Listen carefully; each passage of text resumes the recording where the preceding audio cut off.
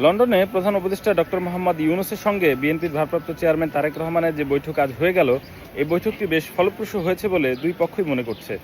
দুই পক্ষই অবশ্য বৈঠকের আগে থেকে বেশ আশাবাদী ছিল, এমনকি এই বৈঠক থেকে যে রাজনৈতিক সংকট দেশে চলছে নির্বাচনকে ঘিরে সেটি কেটে যাবে বলে আশাবাদী তাদের আশা ব্যক্ত করেছিলেন। এমনকি সেই আশারই কিন্তু প্রতিফলন ঘটেছে বৈঠক পরবর্তী যে সংবাদ সম্মেলন এবং যৌথ বিবৃতিতে।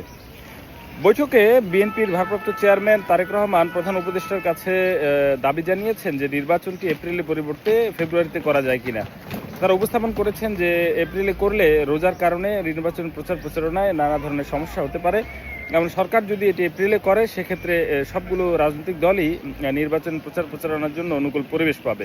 পাশাপাশি তিনি উল্লেখ করেন বিএনপির চেয়ারপারসন বেগম খালেদা জিয়াও চান যে এপ্রিলের পরিবর্তে ফেব্রুয়ারিতে নির্বাচন হলে ভালো। জবাবে প্রধান উপদেষ্টা বলেছেন যে তিনি যে বিচার এবং সংস্কার নিয়ে এগোচ্ছেন এটিকে একটি কাঙ্ক্ষিত লক্ষ্যে যদি পৌঁছে নেওয়া যায় তবে ফেব্রুয়ারিতেও নির্বাচন দেওয়া যেতে পারে। অর্থাৎ এই বক্তব্যের পর বিএনপির নেতৃবৃন্দ কিন্তু বেশ আশাবাদী হয়েছেন। ইতিমধ্যে তারা বলতে শুরু করেছেন যে যে অনিশ্চয়তা ছিল রাজনীতিতে সেটি কিন্তু কেটে গেছে।